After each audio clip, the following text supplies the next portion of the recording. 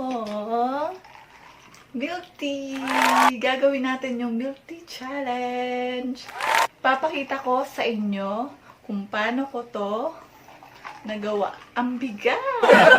Papakita ko sa inyo guys. In 1, 2, and then 3. Hi guys! So ngayon gagawin ko na ang milk tea challenge. Ito, bumili ako sa 7-Eleven ng 6 liters na tubig. So, tinanggal ko na siya. Nilagay ko na sa lagayan ng tubig namin. Ito, 6 liters siya. Dito ko ilalagay yung milk tea. And then, bumili din ako ng 4 na milk tea. Winter melon yung flavor. Feeling ko kasi hindi siya kakasya dito. So, dahil nagtitipid tayo, bumili ako ng Nestea. Milk tea din siya na yung flavor niya is winter melon. At bumili din ako ng yellow para mas malamig. So, start ko na. Gagawin ko na.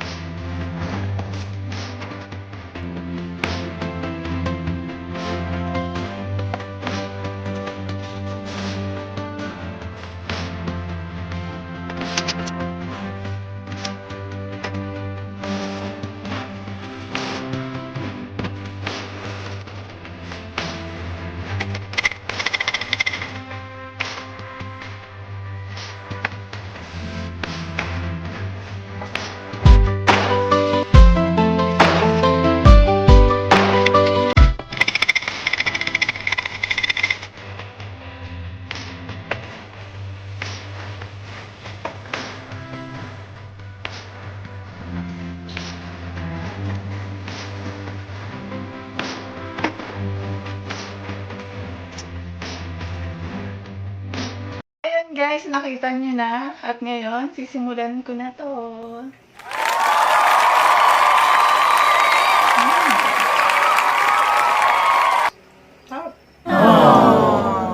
Parang kakamamatay ko ata to.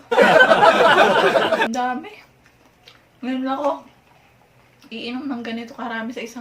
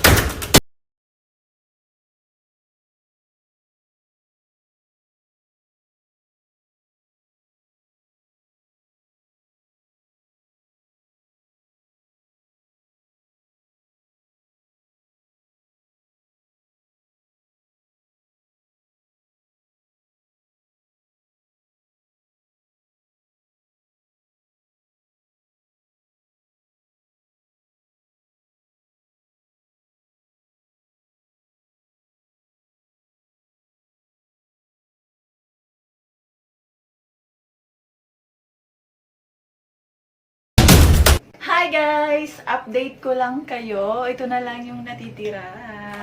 Tapos ko lang maligo.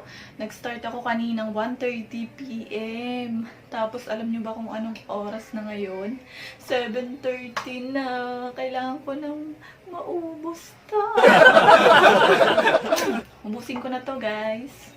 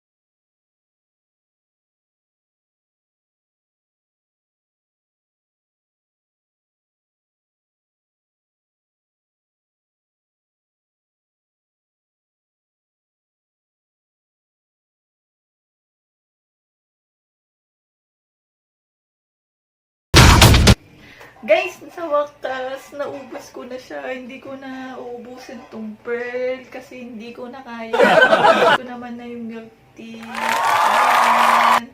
Guys, grabe, nasuka ako. Tapos, nakailang balik ako sa sea. Guys, kung itatry nyo tong challenge na to, I suggest sa bahay lang kayo kasi iba-iba yung mararamdaman nyo, guys. Daig mo pa yung sumakay sa roller coaster dahil nakakasuka.